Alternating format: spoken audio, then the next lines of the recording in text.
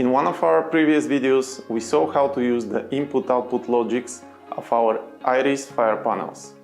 Today we are going to see another example scenario that is going to use more advanced options. In this example, the elevator must stop operation in case of a fire in Zone 1 or Zone 2 and activation of the manual call point. We are using a relay output of the MIO22 module that is going to stop the elevator. The difference here is that we have the additional requirement that says we will also need a signal from the call point in order to trigger the logical scenario. What we need to do is to create input 1 for fire in Zone 1, input 2 for fire in Zone 2. They are going to be in OR logic, and we also need to create input 3 to follow the status of the manual call point. We've already seen how to access the programming menu and how to create inputs and outputs.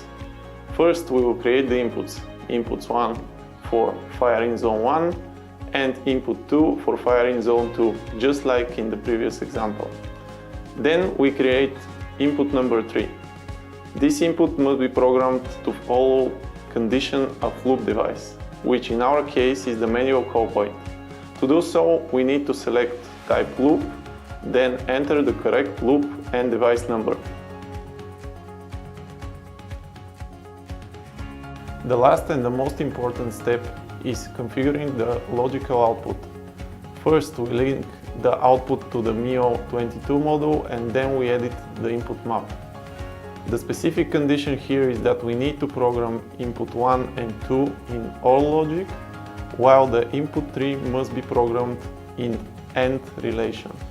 In this case, the output will be triggered in case of a fire in Zone 1 or Zone 2, but we must also have an activation of the call point.